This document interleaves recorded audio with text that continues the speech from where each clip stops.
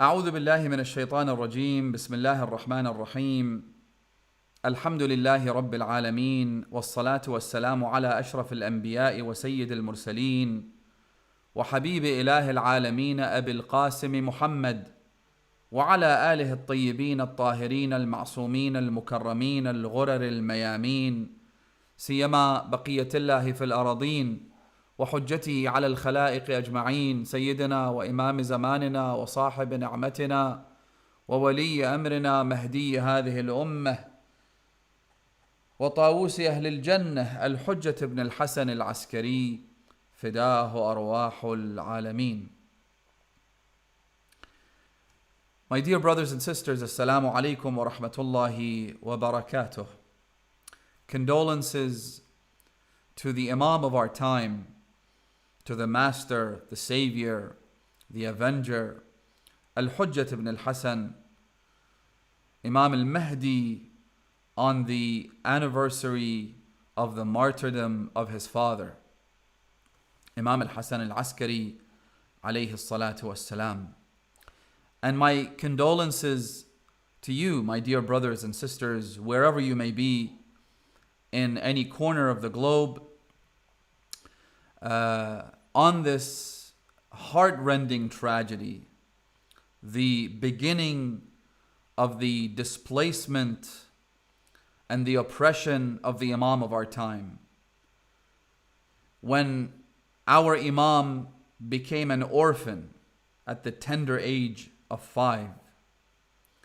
So on this tragic commemoration, we offer our condolences to him, and we ask Allah subhanahu wa ta'ala to hasten his reappearance so that his suffering and his pain could finally come to an end, and so that he could finally find peace, insha'Allah, and so that we may be among those who stand by him and defend him and fight in his cause, insha'Allah.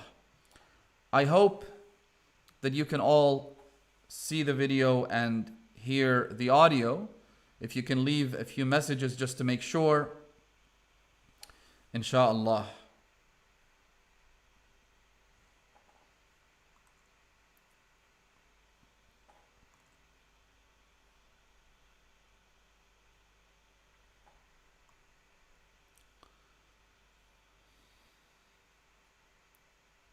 All right then. Seems that the technical side of things is working as expected. Alhamdulillah. All right.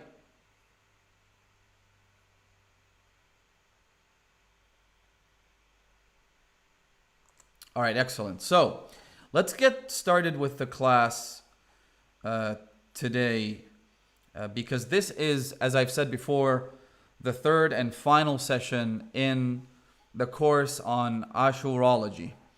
We might allocate a dedicated session just to answer your questions, because I know a lot of you do have questions. Some of you have already sent in your questions in advance, even though I asked you not to, because I want you to listen to the entire course material before you ask questions, because many of those questions will in fact either be answered directly, or I will provide you with the correct methodology with which you can find answers to your questions, inshallah.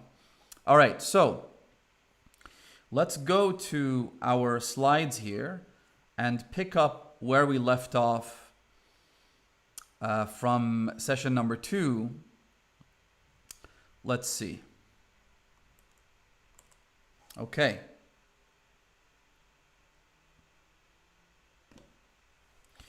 So you should be able to see the screen now. And the question we were trying to answer towards the end of that session, if you recall, was how is it that new reports emerge? New stories, new tales, how do they emerge and where do they come from? And this is a critical question, because it allows us to figure out why pre-7th century maqatil might have discrepancies and sometimes even contradictions with post-7th century maqatil? Why is it that a contemporary maqtal written in the last century perhaps, in the 13th century, or even in the 14th century after Hijrah that is, why is it that those maqatil often contain details not found in, at least as far as we can tell, and as far as the sources that are available to us, pre-7th century maqatil do not possess? So there are three things that you need to keep in mind. Again, these are key methodological points that allow you to reconcile between those inconsistencies and even contradictions. The first is that there are methods of presentation and dramatization. In any language, there are tools available to people who are well versed in that language, who have a good command of either speaking or writing in any particular language tradition. And those tools allow those writers to sometimes add details that don't exist in the original source material.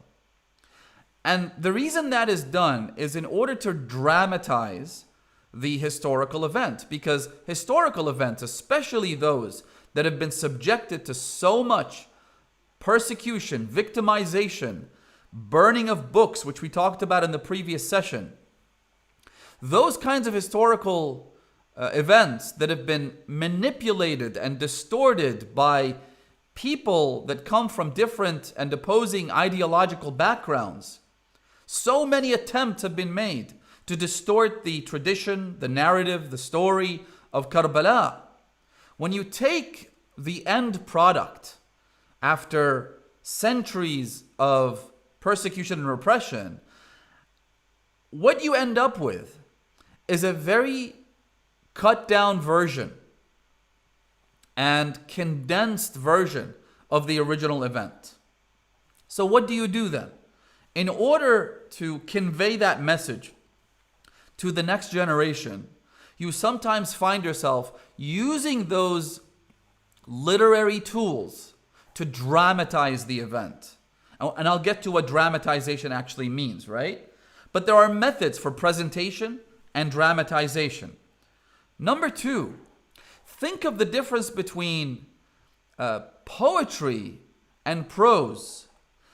Think of how spoken word is presented in one way, it's articulated in its own unique manner. But then when it comes to poetry, you find yourself having the freedom to articulate and to express yourself in ways that you couldn't do so with prose. Poetry is uniquely positioned to take advantage of the power of imagination. In Arabic, there's an expression that says, أَعْذَبُهَا أَكْذَبُهَا. The most beautiful poetry is the one that contains the greatest number of lies. Now, even when they say lies, they're not saying absolute fabrications and concoctions.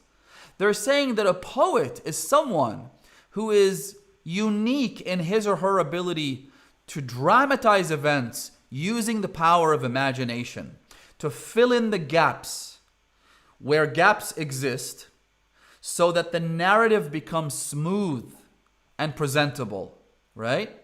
So, especially when it comes to poetry, and I did mention, if you remember, for those of you who have been paying attention, that some maqtals, some passion narratives of Karbala were written entirely in poetry.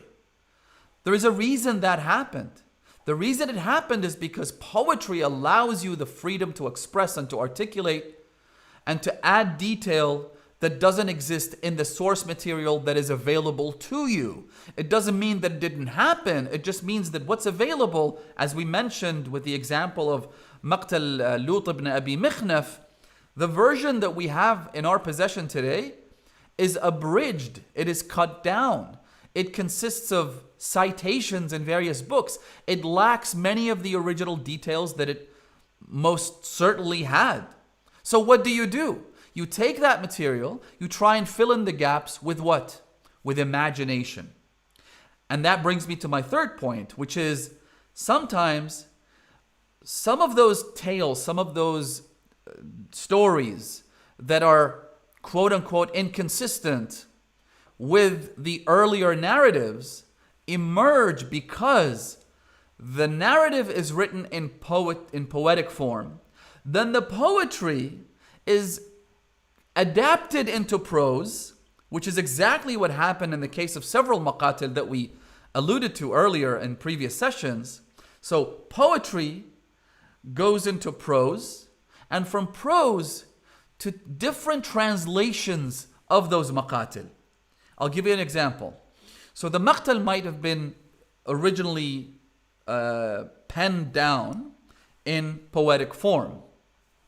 For example, they say that the biggest literary achievement of the Albanian language is in fact a poetic dramatization of the passion narrative of Karbala.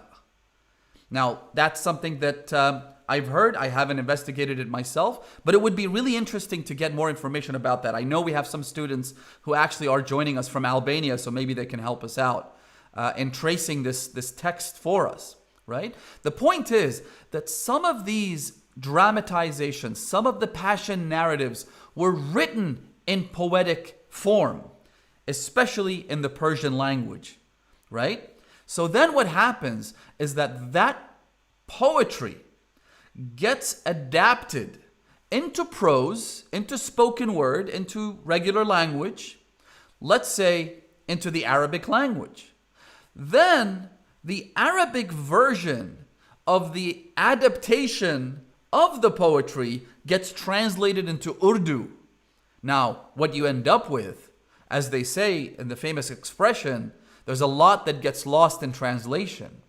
When poetry gets adapted into prose and prose gets translated into other languages, the end product is almost certainly quite different from the original source material. So we're here trying to explain how these tales come about. We're not even yet talking about whether they're valid, whether they can be legitimate and authoritative or not. We'll get to that later, inshallah. So these are the three critical questions that you need to consider when looking at how some inconsistencies occur. The first is the accusation that is sometimes leveled at the authors of the maqatil is that they are lying. Again, you will find this in Sheikh Mutahhari's book. You'll find it in the writings and words of some of the staunchest critics of the passion narrative of Karbala, those who pick on every minor little detail and oftentimes exaggerate the potential repercussions that could come about as a result of those details that may be inconsistent in their view. The people who hold the banner of historical accuracy and try and apply those laws on the passion narrative of Karbala will often quite conveniently and easily accuse those who create those tales and add some detail of lying, right? Now that's a big accusation because, and we'll get to that later inshallah, we have some great pious authorities and jurists of the faith who engage in this exercise. Are you calling them liars? Can they legitimately be identified as lying, as concocting pure fabrications and spurious reports, right? They easily accuse them of lying. And they say that the reason they're lying is because in their view, the end justifies the means. Now, in a nutshell, what they're trying to say is that these scholars are trying to make people cry. And because they're trying to make people cry, they have no problem concocting false narratives and lies in order to make people cry. Is that really what is happening here? Our answer is no. The answer is that in the vast overwhelming majority of cases, there is another rule that applies. It's not some Machiavellian idea of the end justifying the means. Rather, it is a rule that we have in deductive jurisprudence and theory of law in the Shi'i faith, as well as some Sunni schools, that basically says, التسامح في أدلة السنن جائز, which basically means that when it comes to recommended deeds, and again, this has to do primarily with juristic matters, it has to do with what is haram and halal and makruh and mustahab. When it comes to the recommended acts, when it comes to the discouraged acts, right? Let's say, for example, drinking water while standing up in the daytime is discouraged. It's considered makruh, right? Or sitting in a certain position, not leaning on your back when you're eating, for example, that is mustahab. So when it comes to mustahabbat and makruhat, scholars say there is tasamuh in adillatus sunan.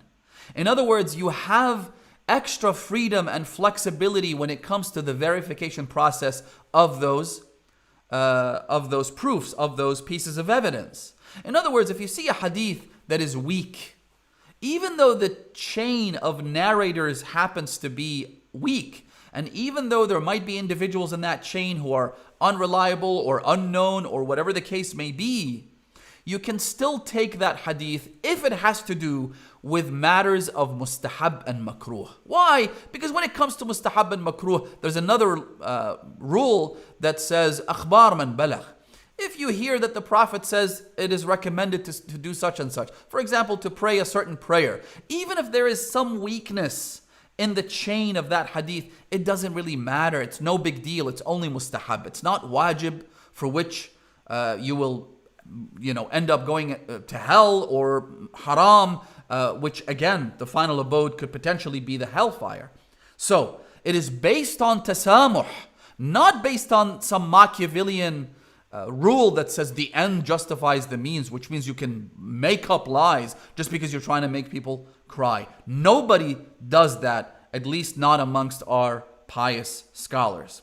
Number two, the second important question that needs to be asked is this: is elaborating on events, elaborating meaning adding some detail, adding some color to the scene, or elegizing or eulogizing those events, considered lying?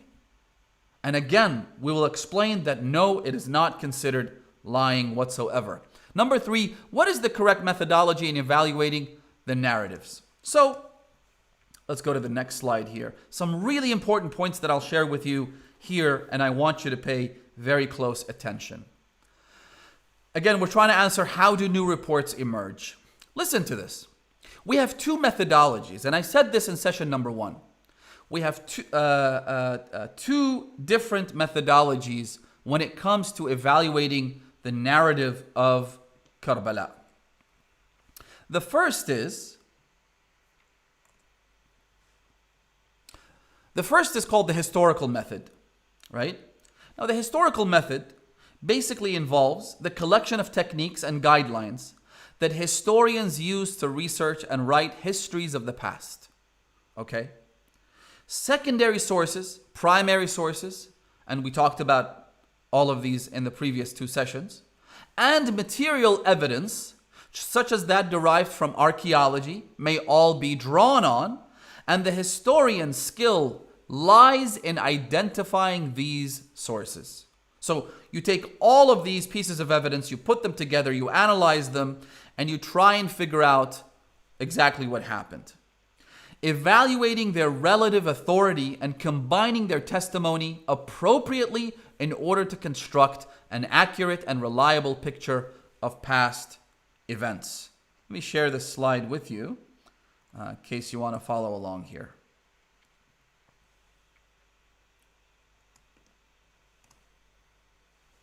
So the study of historical method, this particular method that we're talking about here, the study of the historical method and of different ways of writing history, is known as historiography. We do so with the intention of what? What is the intention of a historian? The ultimate objective of a historian is to reconstruct historical events or environments and provide analysis. Pay very close attention. So how is this done? Typically, this is how a historian works. They engage in a process they call source criticism, okay? Which involves such questions as, when was the source produced? In other words, the date. Number two, for example, when we're talking about a particular passion narrative, a text, Maqtal Abi Mikhnaf, for example, when was it produced? Number two, by whom was it produced? Is the authorship genuine or not? If you remember, I mentioned a book called Tarikh Nameh Tabari, which is in Farsi, and there is a difference of opinion as to whether or not this book's authorship is in fact the Tabari that we know, the historian, or is it someone else? So authorship is a critical question. Number three, from what pre-existing material was it produced? In other words, you analyze the material. Maqtal al-Tabari, for example, or Maqtal ibn Kathir, where did it draw its sources? Where did it get its sources from? You analyze it. You cross-reference, you cross-check the material in the original book, in the secondary source, and so on. Number four, what is the evidential value of its contents? In other words, what's the credibility of this source material? For example, was access to, again, we're looking at this purely from the perspective, from the vantage point of a historian, okay? Was access to water cut off from the camp of Imam al-Hussein? Now, we all know that access to water was in fact cut off. But when you get to the details, that's when the water gets a little murky. Because if access to water was cut off from the camp of Imam al-Hussein, then when was it cut off? And for how long did that situation continue? Did they cut it off for an extended period of time? Was it for a short period of time? Was access limited? For example, did they ration the water? Did they say we'll only give you, for example, a vase of water or a barrel of water or no water at all? What was it? Okay. Was access limited or was it disconnected completely? Did they get any water at any time after that? So we know, for the most part, most maqatil would agree on this, that water and access to the river Euphrates was disconnected on the 7th day of Muharram. So for a full 3 days, there was no access to water. But did they manage to get any water in those 3 days? Was Imam al-Hussein, for example, able to get to the water? Was any of the companions able to access the river? What about reports that they performed ghusl on the eve of Ashura or on the day of Ashura? There are some reports that say that. How do you reconcile that with the fact that they had no access to water, right? What about reports that suggest that Abil Fadl al-Abbas alayhi salam was in fact able to reach the water, bring some water back, but in fact when he arrived back at the camp, the children all converged on him and the water canister fell on the ground and the water was spilled and no one was able to drink from it. So if you accept that report to be reliable, then could it be the case that they did get some water, but that not everyone had access to it? So, and if we do have these various reports, then does that merit a contradiction case, right? So as a historian, you ask yourself, is that a contradiction? Or is it possible to accept both reports? How do you reconcile between all of these different reports? All really good, valid questions, right? So the writing here is a little small. I hope you can read it, but if you can't, we'll share the slides with you later on anyway. So this is what a historian does. Again, this is only one out of two different methods of looking at the passion narrative of Imam al-Hussein. I'll get to the second one, which is more important, but this one is about how a historian approaches this narrative. He will look for clues, identify sources, perform textual analysis. If a contradiction is found, he or she will evaluate source authority and reliability, as we said earlier. And they do that because the whole point is to find all the relevant facts to a degree of accuracy. Listen very carefully. Backed up with archaeological as well as narrative evidence, and formulate an opinion followed by providing an analysis and commentary on those events. Another question to explain how a historian works. Why did Imam Rida alayhi salam agree to being named heir to the throne? Was he coerced into it? Or was it a matter of the Imam wishing to be involved in the political process, for example? It's ludicrous, but again, if you're analyzing, you might arrive at different conclusions. Was the Imam in fact forced into it? What evidence do we have that the Imam was forced into accepting the position of being heir to the throne? Another question that a historian will approach in this manner. Why did Umar ibn Abdul Aziz, the Umayyad caliph, relax some of the pressure imposed on the Imams of the Ahlul Bayt alayhimus salam, in particular during the later years of Imam Zayn al-Abidin alayhi salam? Umar ibn Abdul Aziz, many of you have heard his name. He is presented as this just ruler. He is presented almost as an Umayyad version of Imam Ali. He was just, he was generous, he was good, he was this, that. Everybody's singing his praises, including, unfortunately, some Shia. So the question might be approached from a historian's perspective, and he might say, well, why did he do that? Why did he relax some of the rules and the repression to which the Imams were subjected?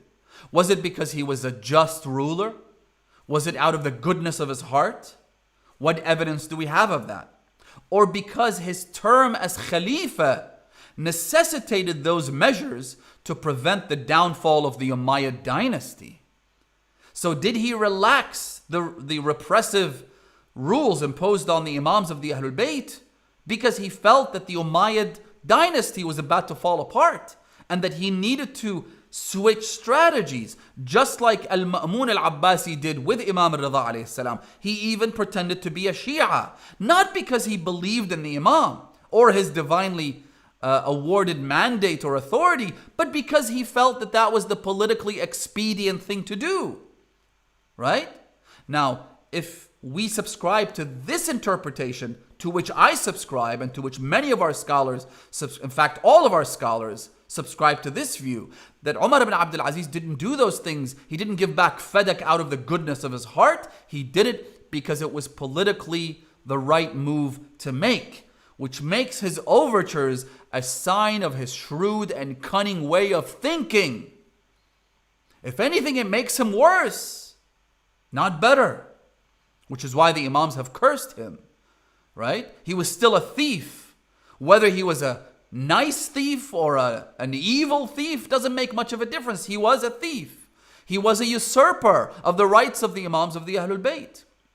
So my position, as I said, as well as that of all of our scholars, is that he was a hypocrite, right? And it's backed up by solid evidence, both scriptural and analytical. But again, this is the kind of analytical discourse that a historian would get involved in.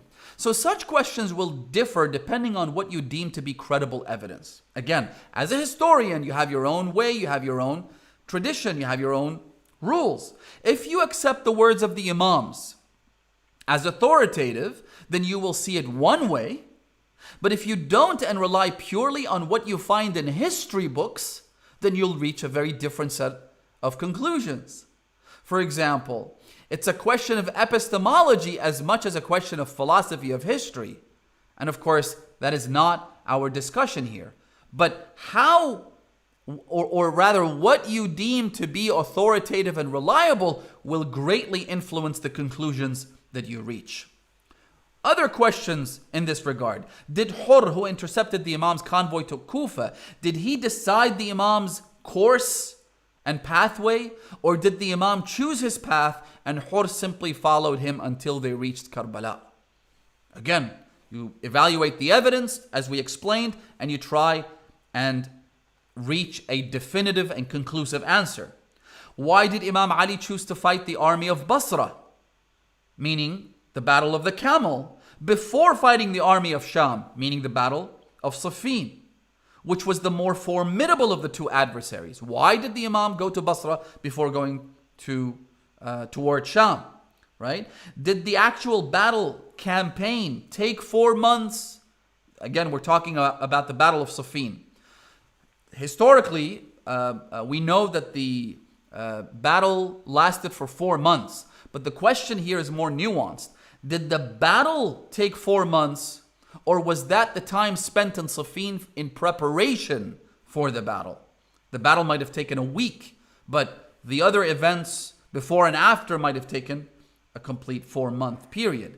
Another question, did Tarammah make it back to Karbala and fight, or did he miss out on the honor of martyrdom? Right? We've talked about this in the past.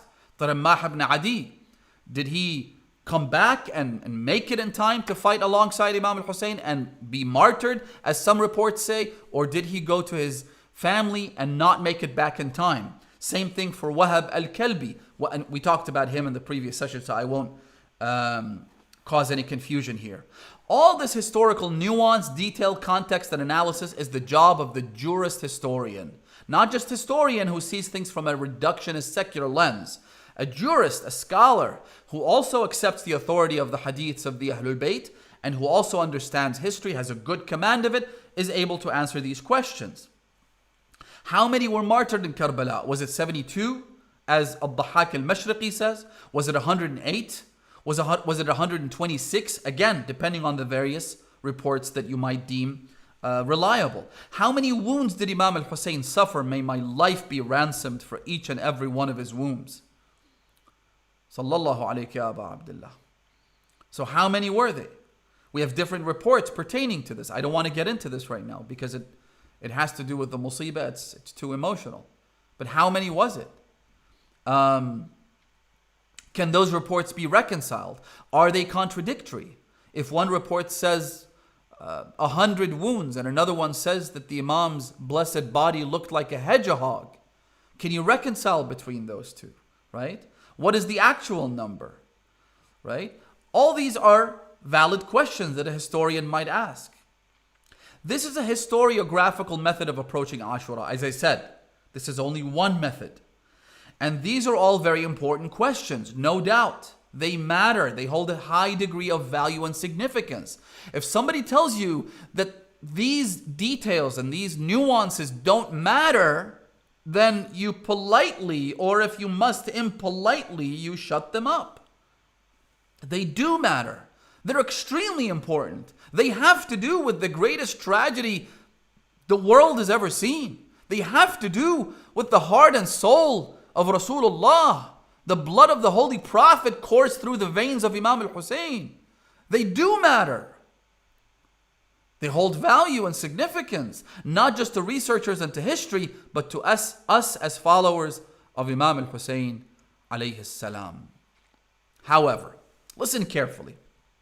Such questions and discussions rarely hold much in the way of divine reward. Let me explain. These are all academic exercises that can be carried out by a disbeliever. Think about that. Many non-Muslims have written about Imam Ali alayhi salam. You don't have to be a devout Shia to engage in this kind of research. How many Christians do you know of that have written about the commander of the faithful, that have written about Fatima al-Zahra, that have written about Imam al-Hussein, about Imam al-Hassan, about the Holy Prophet? How much research has taken place within academic circles about these historical personalities? So you don't have to be a believer to engage in this kind of discourse. To be a historian, you could have whatever religion you want. It doesn't matter.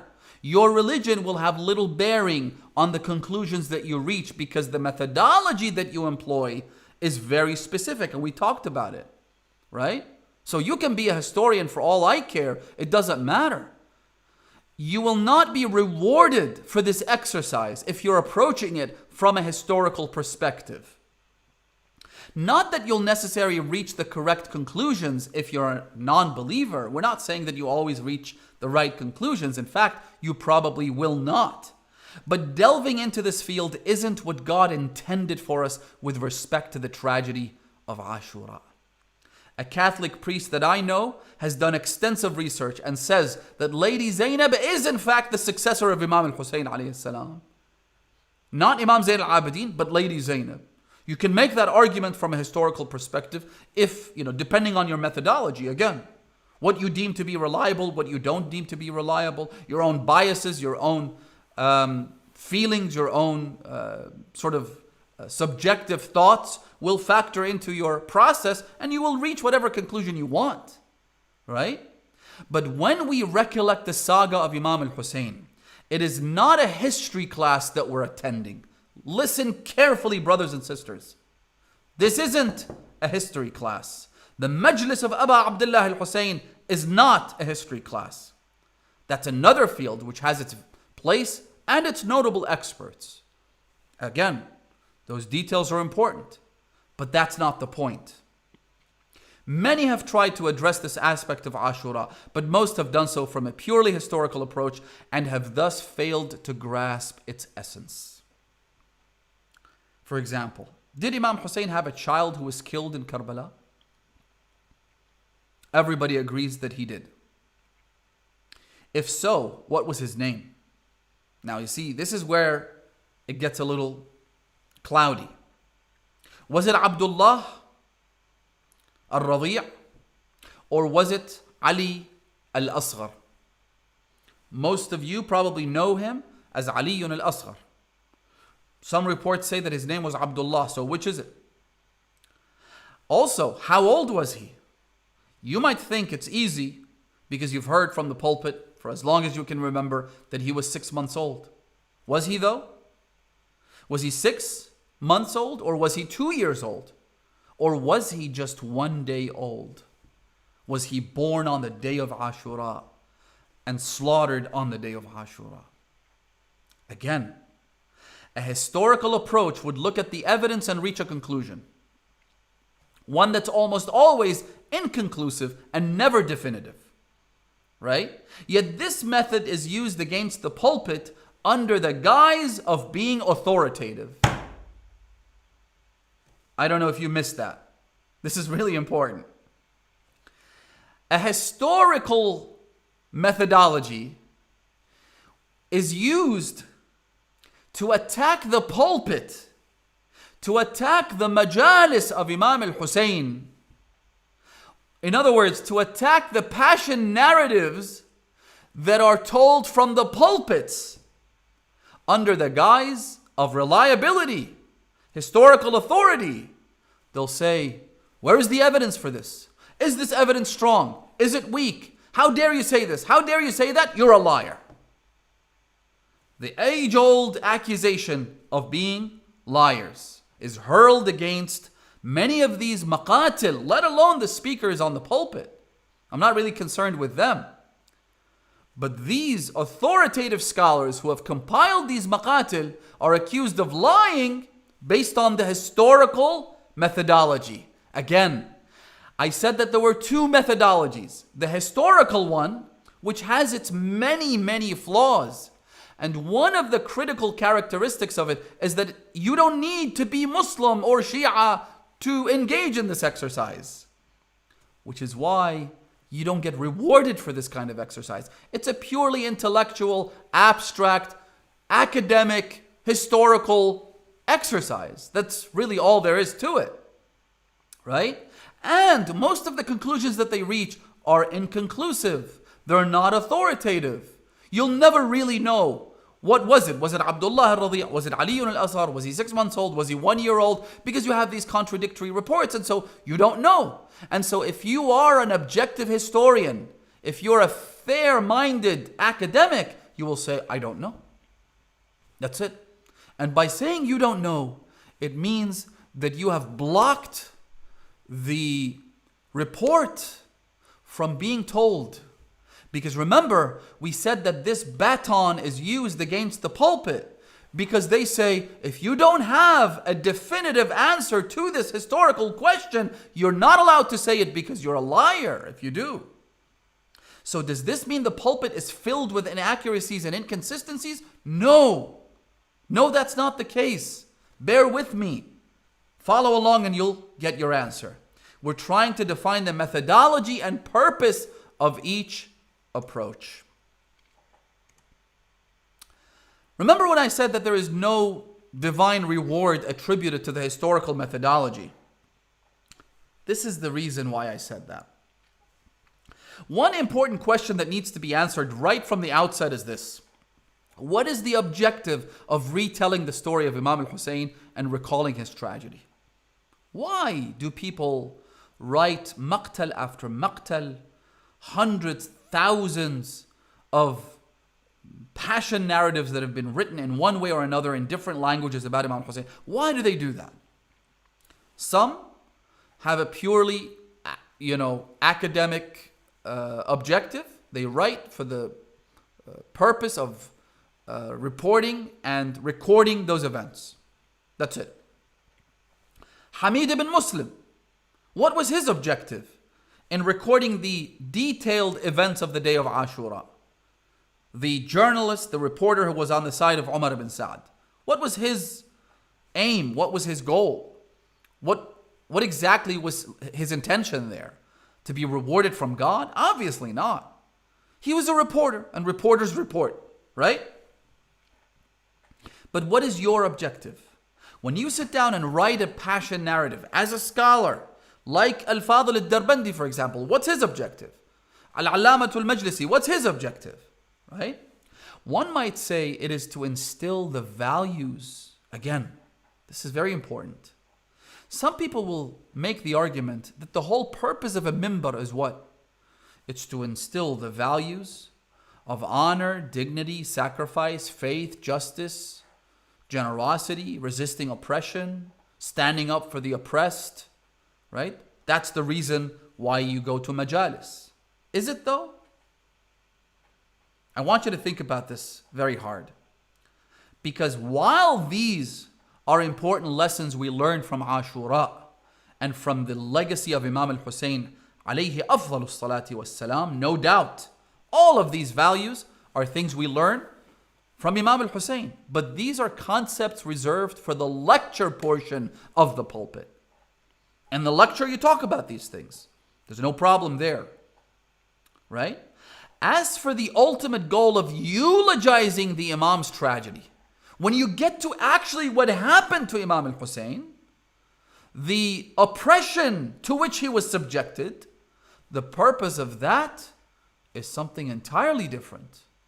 We can in fact confidently state it is the singular purpose of creating a deep emotional connection with Imam al-Hussein, meaning to cry.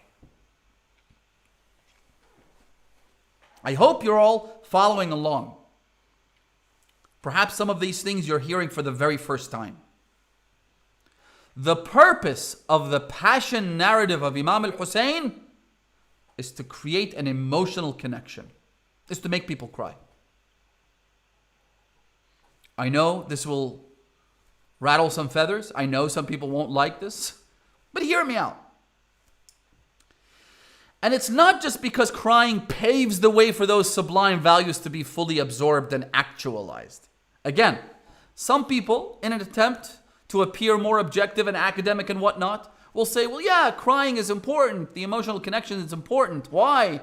Because it allows you to then embody those values like honor, like resisting oppression, like generosity, like sacrifice, like faith, like dignity, all those things. It will allow you to absorb them and actualize them and epitomize them. Because once you've created that connection with Imam al-Hussein on an emotional level, then these values will then start to pour in. But that's not the purpose of the eulogies of Imam al-Hussein. At least 4 narrations, 2 by Imam al-Sadiq, who conveyed this to Zurara and Safwan, right? And 2 by Imam al-Baqir alayhi salam, basically say that crying for Imam al-Hussein pleases Fatima al-Zahra. That whoever sheds even a single tear, that tear will reach, the news of that will reach Fatima. قَدْ وَصَلَ فَاطِمَ وَأَسْعَدَهَا.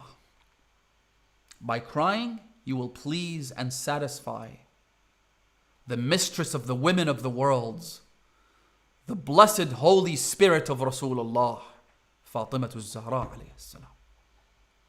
Now, see, this is an objective in and of itself. This isn't just about embodying the values of Imam al-Hussein, as important as that is. No, this is way beyond all of that. So crying for the Imam is objectively good. Draw 1,000 red lines under this statement. Crying for the Imam is objectively, meaning in and of itself, is a noble aim and a good that we must pursue. In and of itself, and independent of other functions. Although those blessed tears do have unimaginable benefits, healing of spiritual ailments, forgiveness of sins, purification of the soul, and thousands of other merits, including heavenly rewards. The tear by itself is one of the most sublime objectives of the eulogies of Imam al-Hussein. This is why, again, this has to be emphasized and highlighted.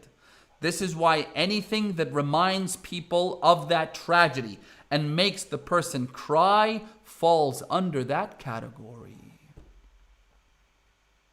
I won't read it again. You can see it on your screen.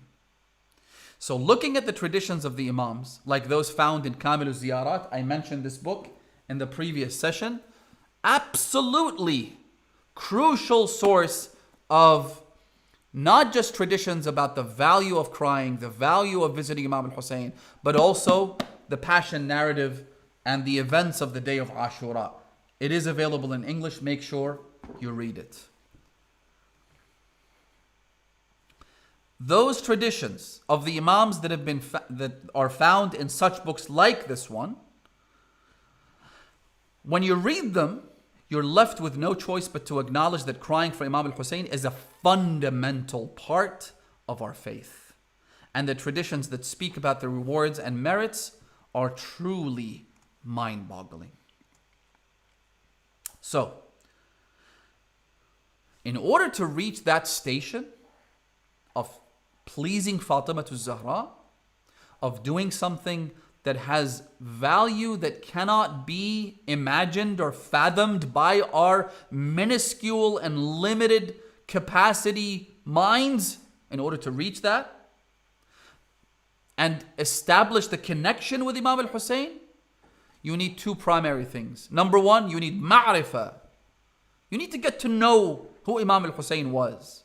Again, not as a historical figure, but as a divinely mandated representative of God. You need to get to know him, which is attained through knowledge that is found in such texts as Ziyaratul Jami'ah. It's also found through piety. If someone is sinful and has no regard to the laws of Allah subhanahu wa ta'ala, true ma'rifah of the Imams will not be granted to that individual. Na'udhu billah. That is why the fastest route to Imam al-Hussein alayhi salam is through good deeds. It is through piety. And primarily it is through the abstention from sinful acts. Avoid haram things, and Allah will grant you ma'rifah. Allah will illuminate your heart. At the same time, you need to read such texts as Ziyaratul Jami'ah. You need to read the ziyarat of the Ahlul Bayt, because those ziyarat pave the way for ma'rifah to come. So that's number one. How do you establish the connection? Through ma'rifah.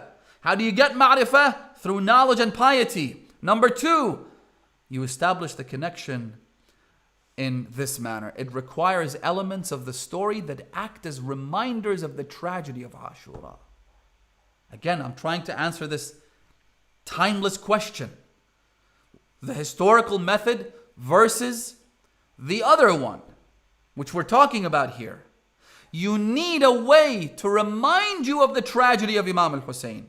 You need a story, you need a tale, you need a detail, you need a verse of poetry, you need a clip, you need an image, you need a reenactment, you need a dramatization, you need whatever means available to remind you of the tragedy of Ashura, irrespective of whether those elements are absolutely authentic and verified by the historical method.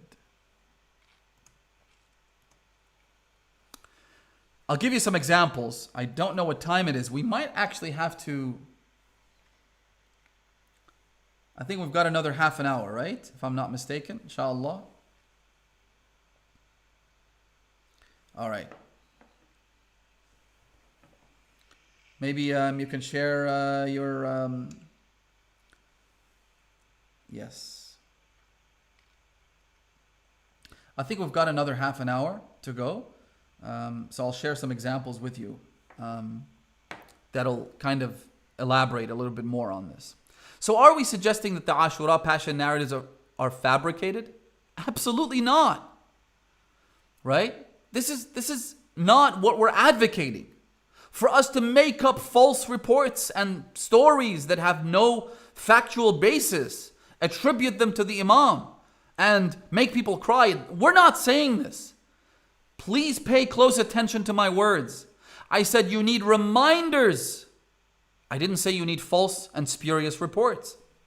Now take this example. Imagine a breaking news story, an explosion at an Arba'een procession in Quetta, Pakistan, which sadly and tragically is a very common sight, or any other country. The initial reports are often hazy. The reporters on the ground describe the detail like this. You'll hear the reporter on your TV screen saying, "We're getting conflicting reports about the explosion. Details are sketchy." And they will always use the caveat, this is a developing news story, which means that we don't have all the details. This is developing. It's an ongoing coverage, right? And even though details are sketchy, but we're reporting to you everything we have. All credible rumors will be reported. Do you really care whether the report came from an unreliable source? You don't. At that point, you're trying to absorb as much information as you possibly can. You're trying to gather as much intel as you can, right? For example, the reporter might say, there's been 20 people injured, but other sources say there are over 30 injured and 10 people dead. Why are they providing conflicting reports? You might say. A historian will look at two conflicting reports, two contradictory statements and say, oh no, that's a contradiction. You can't say that. You can't report that. Nobody will accept that from them, right?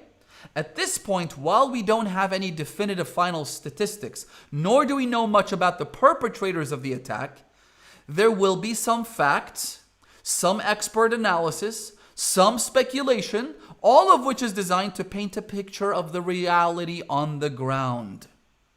Okay? So, yeah, some of those reports aren't reliable, but we will present them anyway. The news report will present them anyway, because you're trying to paint a complete picture of what's happening on the ground. Having conflicting reports doesn't deplete the value of the story. Listen very carefully, brothers and sisters.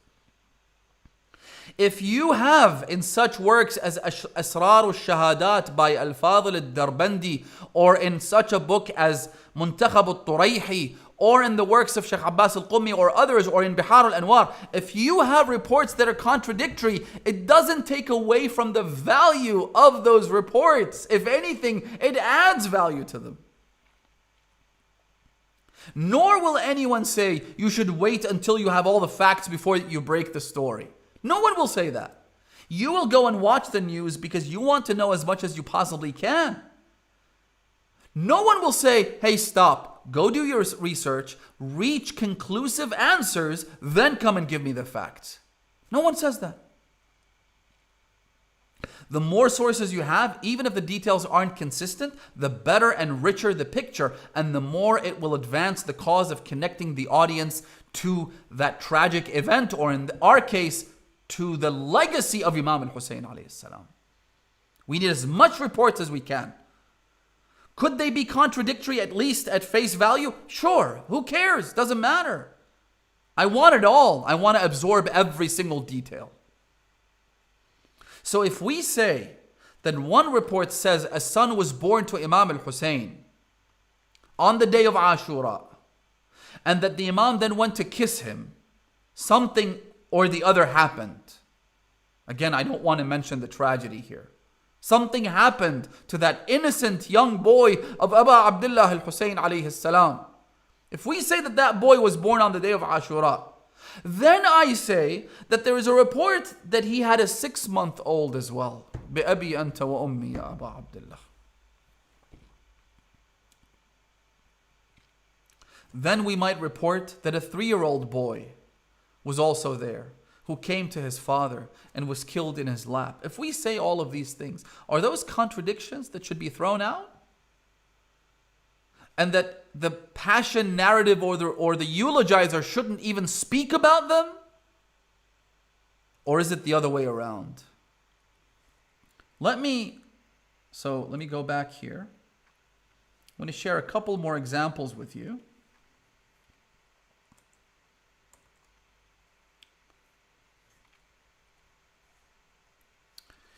So, in some cultures, infants are brought into the majlis wearing green clothes and Arabic shirts. In some cultures, this happens on the 7th of Muharram. In others, it happens on the 8th. In others, it happens on the eve of Ashura. As soon as those children are presented to the audience, presented to the crowd, people will burst into tears. No one will say, hang on, stop the show. You're holding a 9-month-old baby when in fact Aliyun al-Asghar was only 6 months old. Nobody says that.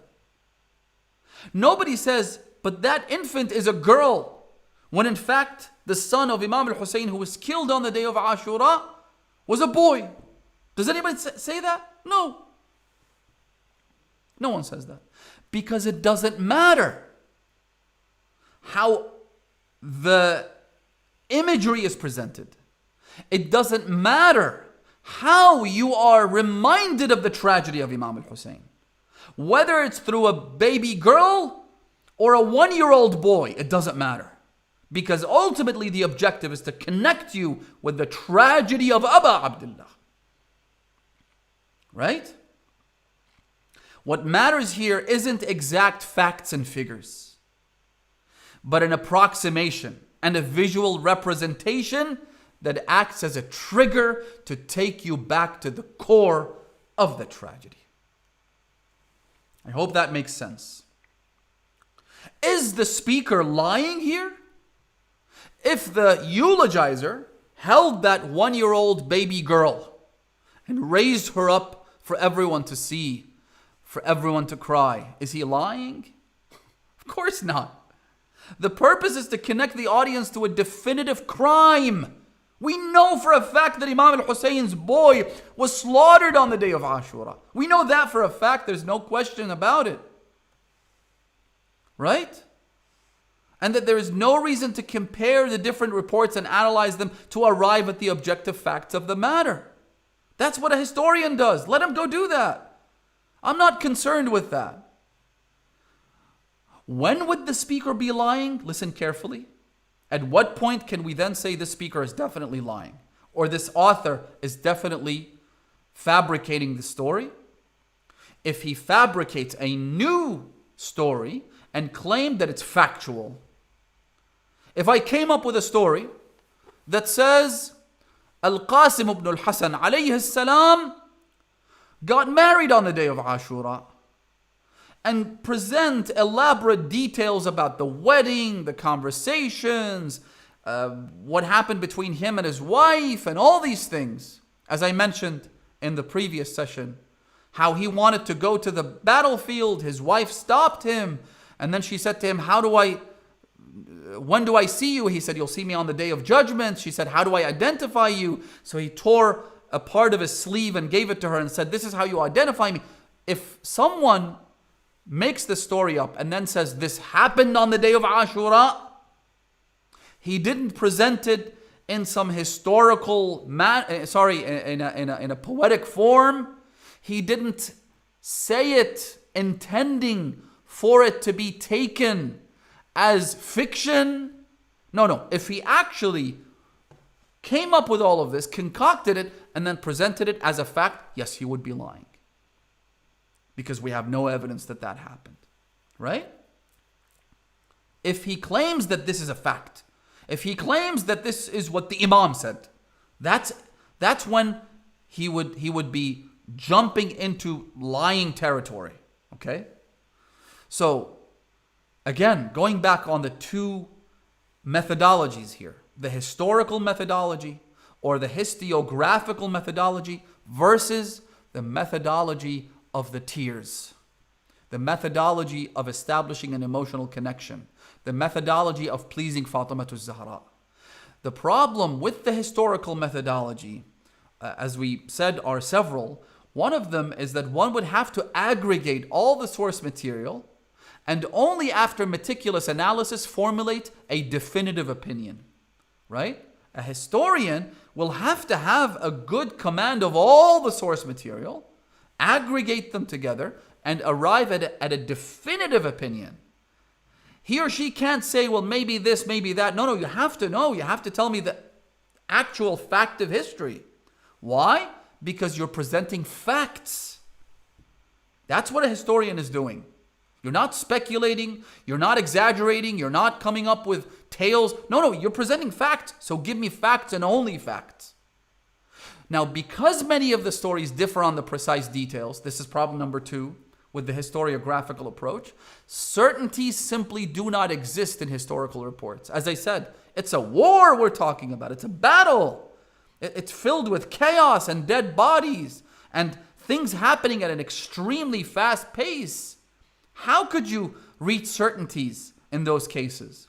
The historian thus cannot express a factual view one way or the other, and will have to reduce it to the facts. Hence, the tragedy will read like a news report rather than connect people to the essence of the tragedy. So maybe we can set aside a special workshop at some point to understand the exact identifying features of the infant of Imam al-Hussein alayhi salam. As I said, his name, his age, and so on, his gender, his cause of death. Was he slaughtered on the battlefield, or was he killed when Imam al-Hussein was still in his camp? When did it happen? How did it happen? All these things we can sit down and discuss them. But that's not a eulogy of Imam al-Hussein. That is not a passion narrative of Imam al-Hussein, right? It's not something that necessarily attracts heavenly and divine rewards and thawab, as I said earlier. Look at how Allah subhanahu wa ta'ala explains the correct approach here, right? Let me share a verse with you here.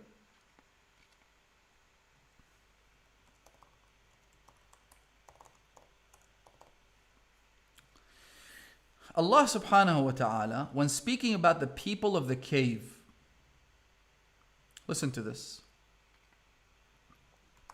One question that came up was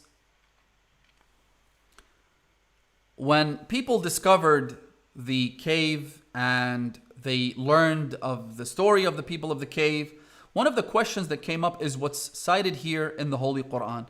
Allah subhanahu wa ta'ala says in Surah Al-Kahf, right? Chapter number 18, verse number 22. سَيَقُولُونَ ثَلَاثَةٌ رَابِعُهُمْ كَلْبُهُمْ. They will say that there were 3 of them, the 4th was their dog. وَيَقُولُونَ خَمْسَةٌ سَادِسُهُمْ كَلْبُهُمْ. Or they will say that there were 5, the 6th member of the group was the dog. رَجْمًا بِالْغَيْبِ. They will simply concoct these things and come up with these theories without any factual basis. وَيَقُولُونَ سَبْعَةٌ.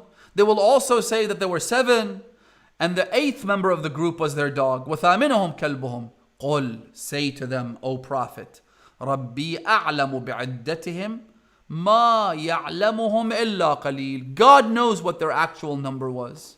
Only a small group of people know them and their number. فَلَا تُمَارِ فِيهِمْ إِلَّا مِرَاءً ظَاهِرًا وَلَا تَسْتَفْتِ فِيهِمْ مِنْهُمْ أَحَدًا. In other words, these specific details, while they absolutely matter if we had the means with which to definitively and conclusively learn those facts, they matter. But when it comes to the second approach, they don't really matter. Because the idea is to connect you and to trigger you into establishing that emotional connection. Which is why, listen very carefully to this, the Imams of the Ahlul Bayt alayhim salam would encourage their followers to write and recite poetry about Imam al-Hussein. We have so many traditions, again, many of them found in Kamil al-Ziyarat, where the Imams say and encourage their followers to recite poetry in eulogizing Imam al-Hussein. Why poetry? Why didn't the Imams say, go write books about Imam al-Hussein? Go write historical analysis about Imam al-Hussein. Go write about the lessons learned in Karbala. Go and tell people how you're inspired by Imam al-Hussein. Again, all these things are good. I don't have a problem with them. But why did the Imams focus on poetry? You might say, well, poetry had a lot of advantages.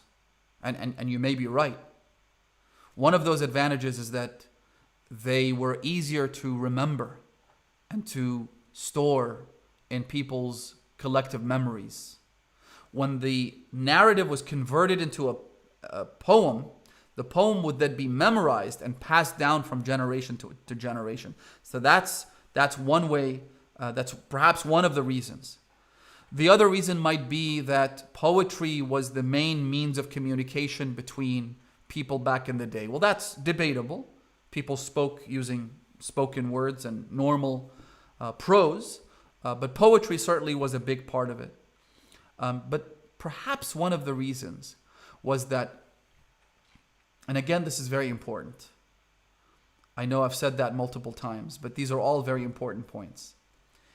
Perhaps one of the reasons that poetry was encouraged by the Imams, so much so that the Imams, for example, in the case of Imam al-Rida alayhi salam, and the poet who came to him eulogizing Imam al-Hussein, the Imam then gave him 10,000 dirhams, and he took off his shirt and gave it to him and said that I have recited the Quran 1,000 times while wearing this shirt, and I have prayed to Allah 1,000 nights while wearing this shirt.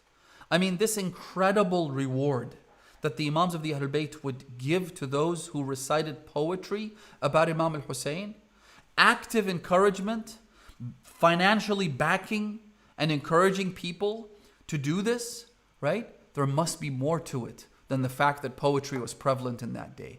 Perhaps part of the reason was this. Listen very, very carefully. The tragedy of Imam al-Hussein is such that it cannot possibly be conveyed in a historiographical manner. The tragedy was so grave. The pain was so great.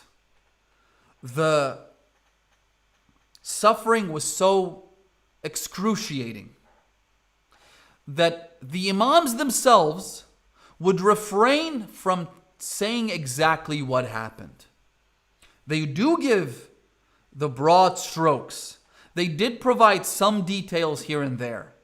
But you never see any of the Imams sit down and read out exactly the events that took place on the day of Ashura in detail, in chronological order. Why? Because it's too big. It's too painful. It's unbearable. Not just for the Imams, but for us as well. And there are parts of that tragedy which cannot and should never be told, that we actually have access to.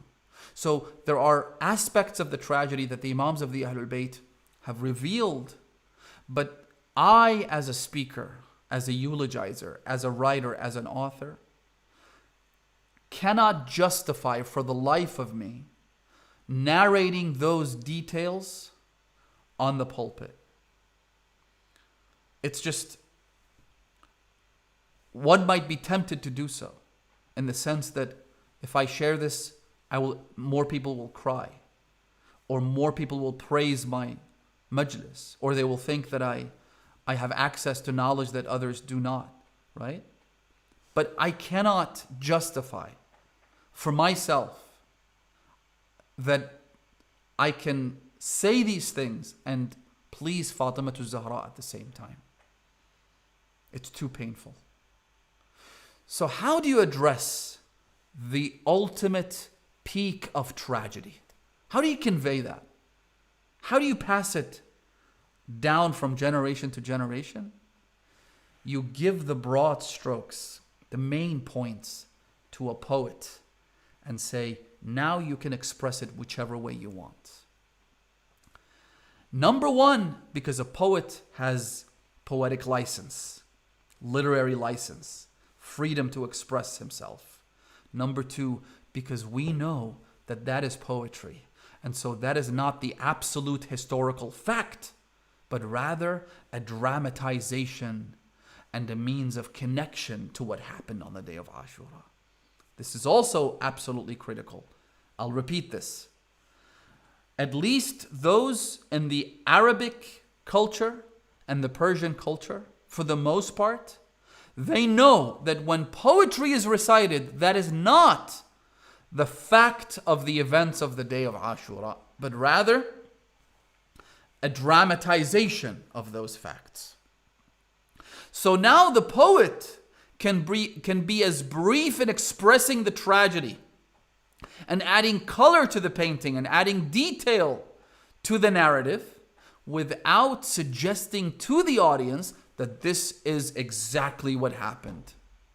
And the audience will also not take it as a factual retelling of the events of Ashura, but merely a means of connecting. Again, remember the example of the infant that's brought into the majlis to remind people of the infant of Imam al-Hussein alayhi salam. In other words, poetry and these passion narratives that have been compiled by our esteemed scholars can never be called lies. I say this to all of those who dare call our scholars liars. How is it that we have children accusing these scholars of being liars? How dare you? These aren't lies. Your ignorance precedes you. These are plausible descriptions of likely events based on real life scenarios or credible dramatizations. Should I repeat that one more time? I'll repeat that. These are plausible descriptions. Why I say plausible, I'll explain in a minute. They're plausible descriptions of likely events that might have happened based on real life scenarios or credible dramatizations. I said plausible because of, I'll illustrate with an example. You have in some of these passion narratives, as well as on the pulpit, people describing the way Imam al-Hussein fell to the ground from the back of his horse.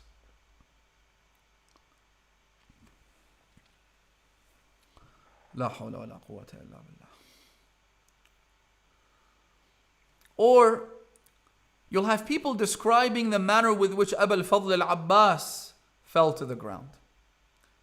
And you'll hear them say things like, Abu al-Fadl al-Abbas fell after his two hands were severed, and after an arrow made its way into his eye. So when he fell to the ground, he had no eyes with which to shield the fall. He fell right onto his face. بِأَبِي أَنْتَ وَأُمِّي يَا أَبَا الْفَضْلِ الْعَبَّاسِ يَا ابْنَ أَمِيرِ الْمُؤْمِنِينَ. Now, someone might come along, again, an ignorant fool, who says, those are lies, those are concoctions, those are exaggerations. But how else does a person with no hands or arms fall to the ground? That's why I said these are plausible descriptions. How else does a person like that fall? How are they supposed to shield their fall? How are they supposed to protect their face from the fall? How? So, are these exaggerations? Are these lies? Absolutely not. A great feature of this literary tool is that it clearly stipulates that it's not absolute verified facts. We all know that. We know that these are not exact details because we don't know what happened. Aside from the major broad strokes of the day of Ashura. Sometimes we do have details, by the way. I'm not generalizing here. Again, be very careful. I'm not saying that we only know like a really sketchy thing that happened on some day called Ashura. It's not like that. It's not how it's presented by the Wahhabi cult. It's not how they try to diminish and negate the historical accuracy of the day of Ashura by calling us exaggerators. No, sometimes we have such details, like for instance, when Al-Qasim ibn al-Hasan alayhi salatu wassalam emerged to the battlefield, Hamid ibn Muslim, who was the reporter, he said he came out, he looked like this, he said this, then he went and he killed this many people. All of these details are mentioned.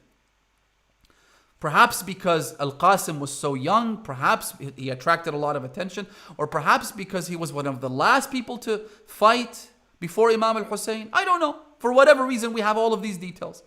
Then when his sandal snaps, Hamid ibn Muslim says, وَلَا أَنْسَى أَنَّهَا الْيُمْنَى. I will never forget that it was the right foot, not the left one. It was the right sandal that snapped. We have all of these details. But if there are some gaps in the story, and those gaps are then filled with poetry, with the passion narrative, that's not a lie. Because nobody is claiming that that is exactly what happened and nothing else. Now, if the author or the speaker says, I think perhaps this is why Lady Zainab came out of the tent when Ali al-Akbar was killed, but not her own children. We know, again, this is something that they say, that when the two children of Lady Zainab alayhi salam were killed, she didn't come out to take those bodies, to embrace them, to hug them. It was Imam al-Hussein who went, right? But when it came to Ali al-Akbar, she did come out. So why? A speaker might say, well, maybe this is the reason. Maybe she came out for Ali al-Akbar to distract Imam al-Hussein. Maybe. Is there a problem with this? Maybe. No. This is analysis. This is perfectly legitimate. And if it makes people cry more for Imam al-Hussein, then so be it. However, if someone says, and I've seen this unfortunately, when somebody goes and sits on the pulpit and says, Imam al-Sadiq said such and such, and he comes up with an absolute fabrication of a hadith, that is a lie. That is unacceptable. I think we should come to a close. It's already been over, I think, an hour and a half, if I'm not mistaken. Yes. Let's see exactly. All right, I will conclude with this paragraph. And even though I didn't want to do this, but I will finish the session tomorrow because we do have some important points to conclude with, inshallah, about the passion narratives, about some of those scholars, which I will get to tomorrow, inshallah. But let me conclude with this paragraph. One of the famous fabricated traditions, one of the lies that have been attributed to the Imams of the Ahlul Bayt without any factual basis, which interestingly enough comes from the very same camp of people who accuse the ulama and the authors of those narratives of being liars. What is it? It's the famous statement that I'm sure you've heard, كُلُّ يَوْمٍ عَاشُرَا وَكُلُّ أَرْضٍ كَرْبَلَا. If I say every day is Ashura, every land is Karbala, and I present this as some kind of analysis, some kind of means of living through the tragedy of Imam al-Hussein every day, wherever I may be, well, that's fine. The problem is when it's attributed to Imam al-Sadiq, قال الإمام الصادق عليه السلام كل يوم عاشوراء. It's a lie. Maybe before you, if you have houses made of glass, don't throw any stones. Maybe you start cleaning up your own house before you start calling ulama liars. So I can't attribute something, and I've seen this unfortunately, especially in the English speaking world, especially in non-Arabic speaking environments, also in the Arabic world, but mostly in places where access to primary sources is scarce or limited. You sometimes hear the speaker say, Imam al-Sadiq said this, Imam Hussein said that, Lady Zainab said this, that, or the other. That's very problematic. If you don't have a reference for it, you shouldn't say it, right? Unless you present it in a manner that we call lisanul hal, right? If you say, this is what Lady Zainab would have said to Imam al-Hussein when she came for Aliyun al-Akbar. This is what Imam al-Hussein would have said to his sister Zainab before he went out on his final campaign. That's okay, right? Because again, you're trying to dramatize. You're not trying to state fact. That's fine. But the problem that I'm talking about is when you hear speakers say, Imam al-Sadiq said that, and it's an absolute fabrication. There is no evidence to back that up whatsoever. All right. So, but if there is an understanding, again, and I'll wrap up with this, if there is an understanding, even an unspoken understanding between the speaker and the audience, between the writer and the reader of the book, an unspoken agreement that my rendition of the events is one of several versions based on reliable sources, or even an approximate dramatization of definitive events, right? If that agreement, even if it's an unspoken one between the speaker and the audience, then what's the problem, right? Similes and hyperboles are poetic tools, and they can be used in prose as well as in poetry. There's no problem there whatsoever. But that understanding, that agreement has to be there. If the audience is taking your word as the factual, historical events, then that's problematic, because you're attributing false and spurious reports to the Imam alayhi salam. Which is why even a moderately informed audience knows that it doesn't really matter whether the infant was killed while his father bid him farewell or when he was taken to the enemy to be fed. They don't really care about his actual name or other identifying features. It doesn't really matter for them.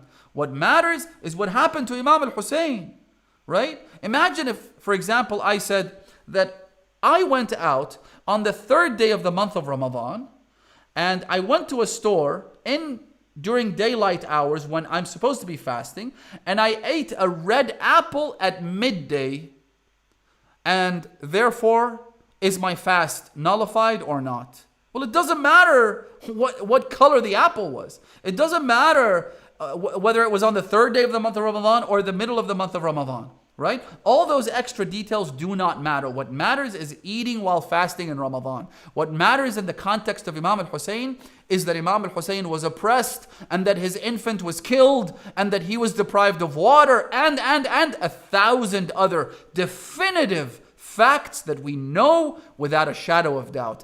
The minor details do not make a difference in the overall narrative. Inshallah, we will conclude our session tomorrow, because we have another class coming up right after this, by the way. For those of you who are enrolled in the pre-Hawza class, Quranic tafsir with His Eminence, Sayyid Ali al-Radhawi, Allama Sayyid Ali al-Radhawi, may Allah bless him and prolong his life. He will have a session right after this on Zoom. So if you are enrolled, then you know how to access it. If you're not enrolled in those classes, then you could go to the Telegram channel and follow along from there. You'll find the links to follow in that channel. In fact, we will send the link to WhatsApp for those of you who are receiving updates on WhatsApp, inshallah. There are some critical points that I will wrap up tomorrow, inshallah, so do join me for that. But I hope that has shed enough light on some of these discrepancies and accusations and very, very profane and aggressive discussions that sometimes take place against the pulpit and against the passion narratives of Imam al-Hussein alayhi salatu wassalam. Thank you very much. Inshallah, I'll see you tomorrow at the same time and the same place. والسلام عليكم ورحمة الله وبركاته. اللهم عجل لوليك الفرج. اللهم اجعلنا من أصحابه وأعوانه. اللهم عجل له الفرج. اللهم واجعلنا من المستشهدين بين يديه. والسلام عليكم ورحمة الله وبركاته.